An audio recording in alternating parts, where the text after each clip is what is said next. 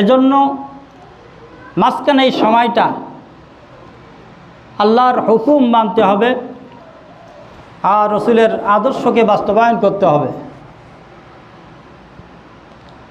দুনিয়ায় আমি চলবো ফিরবো, সব কিছু করব, আমার কাজকাম, ব্যবসা বাণিজ্য, চাকরি বাকরি, অফিস আদালত সব কিছু আমি ঠিক মতো দায়িত্ব পালন করবার সাথে সাথে মৃত্যুর স্মরণ আমার কলবে রাখতে হবে। ঠিক কিনা বলেন? যেই ব্যক্তি যত মৃত্যুকে স্মরণ করবে, যেই মোমেন যত স্মরণ করবে, সে আল্লাহর দিকে, আল্লাহর ইবাদতের দিকে সে তত ধাবিত হবে। এজন্য মৃত্যুর স্মরণ এটা আল্লাহর ওলিরা বেশি বেশি করতেন। সাহাবায়ে কেরাম থেকে শুরু করে আল্লাহর ওলিরা বেশি বেশি মৃত্যুকে স্মরণ করতেন। আমরা মৃত্যুকে অনেক দূরে মনে করি, যার কারণে আমরা বেশি দুনিয়াদারি হয়ে গেছে। ঠিক কিনা বলেন? যেই ব্যক্তি যত মৃত্যুকে কাছে মনে করবে, সেই ব্যক্তি তত আল্লাহর ইবাদত করতে পারবে, বিশ্ব নবীর তরিকাকে সে মানতে পারবে, বিশ্ব নবীর আদর্শকে সে তার ব্যক্তি, পরিবার, সমাজ, রাষ্ট্রে সব জায়গায় কায়েম করতে পারবে। আল্লাহ নবী একদিন সালাতুল ফজরের পরে সাহাবায়ে কেরামকে লক্ষ্য করে বললেন, ও সাহাবীরা, বলো তো মৃত্যুকে তোমরা কত কাছে মনে করো? মৃত্যুকে তোমরা কত কাছে মনে করো?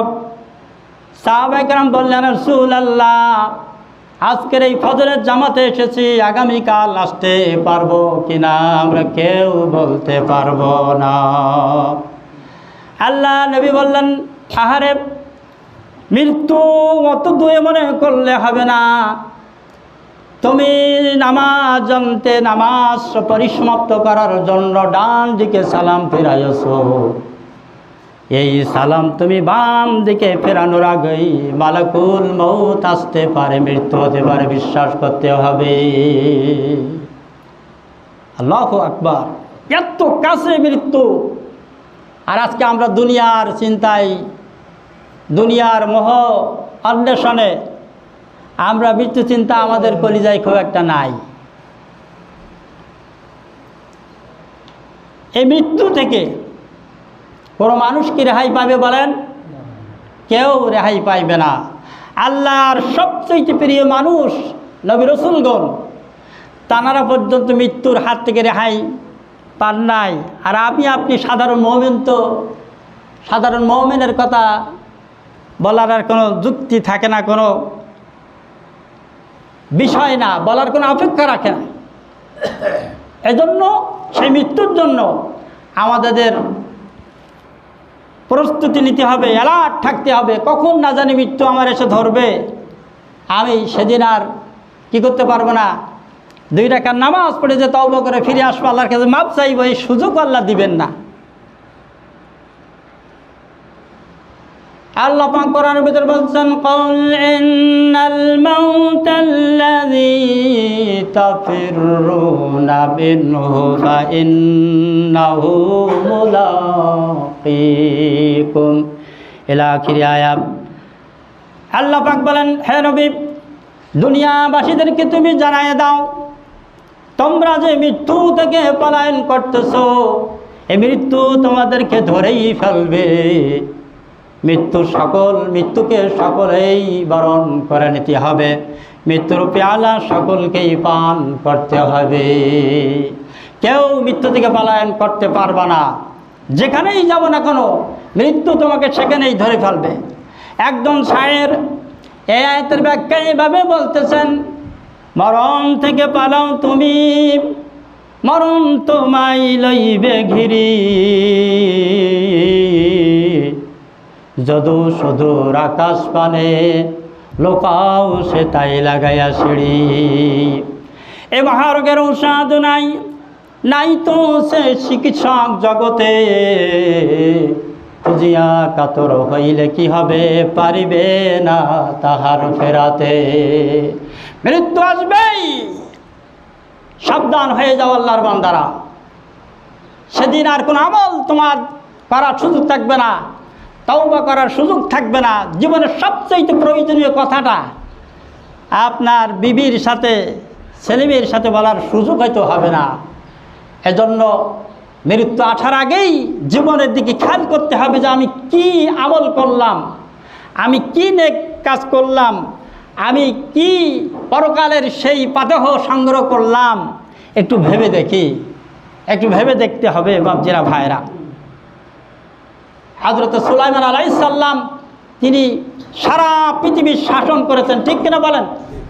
4 জন ব্যক্তি সারা বিশ্ব দুনিয়া শাসন করেছেন, মুসলমানের ভিতরে 2 জন আর কাফেরদের ভিতরে 2 জন। তো মুসলমানের ভিতরে যেই 2 জন শাসন করেছিলেন তার ভিতরে একজন ছিলেন হযরত বাদশাহ সুলাইমান আলাইহিস সালাম। তিনি একদিন কি করতেছেন, তিনি বাইতুল মুকাদ্দাস মসজিদটি ফেরেশতাদের মাধ্যমে নির্মাণ করতেছিলেন, জিনদের দ্বারা নির্মাণ করতেছিলেন। তো নির্মাণের কাজ দেখার জন্য, কিছু কাজ বাকি আছে দেখার জন্য তিনি মসজিদে যাচ্ছিলেন। মসজিদে উঠবেন, ভিতরে উঠবেন, এমন সময় মালাকুল মউত আজরাইল আলাইহিস সালাম এসে হাজির। আল্লাহ নবী হযরত সুলাইমান আলাইহিস সালাম বললেন, আজরাইল তোমার কি এখানে কিসের জন্য তুমি এসেছো? আজরাইল আলাইহিস সালাম বললেন, হে আল্লাহর নবী, আমি আপনার জান হরণ করার জন্য এসেছি। হযরত সুলাইমান আলাইহিস সালাম বললেন, ভাই আজরাইল, মসজিদের কাজ কিছু বাকি আছে, হিসাব বাকি আছে, আমার একটু সময় দাও, আমি ওই হিসাবটুকু নিয়ে আসি আর মসজিদের কাজটা আমি দেখে আসি। আজরাইল আলাইহিস সালাম বললেন, হুজুর ওই রকম সময় আমার হাতে নাই। হযরতে বাদশাহ সুলাইমান আলাইহিস সালাম বললেন, তাহলে আমি যে দাঁড়াই আছি একটু সময় দাও, আমি একটু বসে নেই। মালাকুল মউত বললেন, ওই সময় আমার হাতে নেই হুজুর, আপনি এখনই রেডি হয়ে যান। আল্লাহু আকবার! একজন আল্লাহর নবী তার মৃত্যুর জন্য 1 সেকেন্ড সময় দিচ্ছেন না। হযরতে সুলাইমান আলাইহিস সালাম দাঁড়ানো অবস্থায় মালাকুল মউত তার জান কবজ করে তিনি চলে গেলেন। লা ইলাহা ইল্লাল্লাহু বলরে আমার মন, কবরে কি শাস্তি জানিবা সেই দিন, কবরের কি যন্ত্রণা জানিবা সেই দিন, মালাকুল মউত আসবে যে দিন। লা ইলাহা ইল্লাল্লাহু বলরে মুমিনগণ। আমার বাপজিরা ভাইরা, হযরত সুলাইমান আলাইহিস সালামের মতন মানুষ, তিনি ছিলেন সর্বশ্রেষ্ঠ আল্লাহর নবী রাসূলদের ভিতরে তিনি একজন। তানার 1 সেকেন্ড সময় দেওয়া হলো না। আমার আর আমি আপনি সাধারণ মোমেন, আমাদের কি অবস্থা হবে একটু ভেবে দেখেন বাপজিরা ভাইরা। এই জন্য মৃত্যুর কথা সব সময় স্মরণ করতে হবে, তাহলে আল্লাহমুখী হওয়া যাবে, মনটা নরম হয়ে যাবে, দিনের জন্য তৈরি থাকা যাবে। আর মৃত্যু চিন্তা যত দূরে করবেন আল্লাহর ইবাদত তত আপনার থেকে ছাড়িয়ে যাবে। বিচরণ আদর্শ, নবীজির আদর্শ তত মানতে পারবেন যত মৃত্যু চিন্তা আপনার মনে থাকবে। এজন্য বাপজিরা ভাইরা, মৃত্যু মুহূর্তের ভিতরে সমস্ত আশা আপনার ধ্বংস করিয়া দেয়। এজন্য কবি বলেছেন, আগা আপনি মৌত সে, আগা আপনি মৌত সে कोई बसर नहीं, समान 100 बरसों का हाई पल की खबर नहीं। कवि বলেন, সজাগ সচেতন রয়েছে মানুষ, ভয় নাহি তার মরণের,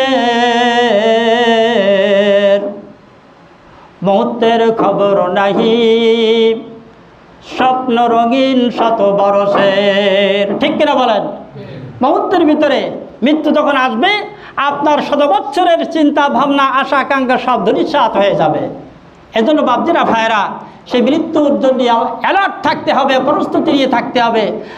আমি যত ঋণ করেছি, মানুষের হক নষ্ট করেছি, সব কিছু আপনার ঠিকঠাক করে মানুষের হক আদায় করে থাকতে হবে, মানুষের ঋণ পরিশোধ করে থাকতে হবে। এনি টাইম মৃত্যু আসতে পারে, আমি তো আল্লাহর দরবারে চলে যাব। যেই ব্যক্তি 1 টাকা ঋণই থেকে যাবে, ওই ঋণ পরিশোধ না করা পর্যন্ত আল্লাহ কিয়ামতের মধ্যে তাকে মাফ করবেন না।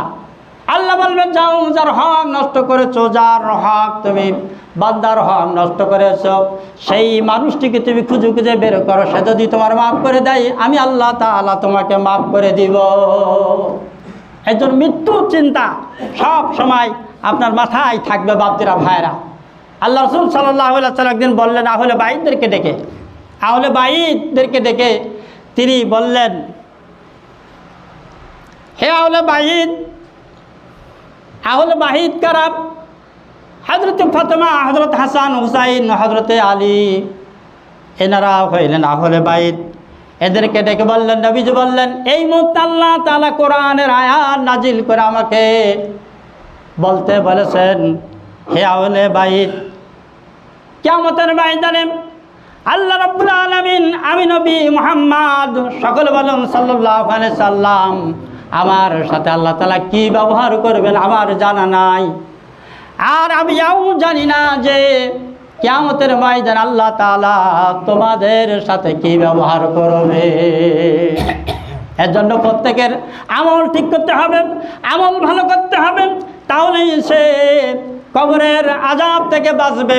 পরকাল হাসর ময়দান কঠিন, সেই কিয়ামতের ময়দান থেকে বাঁচতে পারবে। আর আমল যদি খারাপ হয়ে যায়, তার অবস্থা চূড়ান্ত হয়ে যাবে। আমার বাপজিরা ভাইরা, হযরত ফাতেমা রাদিয়াল্লাহু তাআলা আনহা তিনি বললেন, তিনি তার মধ্যমাত যখন এসে গেল, তার ইন্তেকালের আগে তিনি তার স্বামীকে বললেন, হে প্রাণের স্বামী, আমার এখানে চলে আসেন। আমার ইন্তেকালের পরে বেশি লোককে সংবাদ দিবেন না, আর বেশি সময় ক্ষেপণ করবেন না, অল্প কয়েকজন মানুষকে সংবাদ দিয়ে আর সত্তরে আমার জানাজার ব্যবস্থা করবেন, আমার মর্যাদার ব্যবস্থা করবেন। গভীর রাত্রে হযরত ফাতেমা রাদিয়াল্লাহু তাআলা আনহা ইন্তেকাল করলেন। আর হযরত আলী রাদিয়াল্লাহু তাআলা আনহু তার ওসিয়ত অনুযায়ী অল্প কয়েকজন সাহাবাকে খবর দিলেন আর জানাজার ব্যবস্থা করে ফেললেন। যথা শীঘ্রই তিনি তার জানাজার ব্যবস্থা করে তাকে কবরের পাশে নিয়ে গেলেন। আমার বাপজিরা ভাইরা, ভালো করে খেয়াল করেন, হযরত আবু যর গিফারী রাদিয়াল্লাহু তাআলা আনহু কবরে নামলেন। নেমে বলতেছেন, রে কবর, তোর ভিতরে কাকে রাখছি তুই কি জানিস? তিনি হলেন ওয়াল হাসানুল হুসাইন সাইয়্যিদা শাবাবি আহলিল জান্নাহ, বেহেশতের সমস্ত জওয়ানদের, যুবকদের যেই দুইজন সর্দার হবেন হাসান হুসাইনের আম্মা, খবরদার কোনো বেয়াদবি করবে না। কবর থেকে কোনো জবাব আসে না। হযরত আবু যর বললেন, এইবার হে কবর, তুই কি জানিস তোর মধ্যে কাকে রাখতে যাচ্ছি? তিনি হলেন আসাদুল্লাহিল গালিব, সারা দুনিয়ার কাফেরদের উপরে যাকে ভাগ করে পাঠিয়েছেন সেই হযরত আলীর স্ত্রী মা ফাতেমাকে রাখতেছি, খবরদার কোনো বেয়াদবি করবে না। তাও জবাব আসে না। হযরত আবু যর বলতেছে, রে কবর, তুই জেনে রাখ তোর মধ্যে যাকে রাখতেছি তিনি হলেন খাতুনে জান্নাত, ফাতেমাতু সাইয়্যিদাতুন নিসা।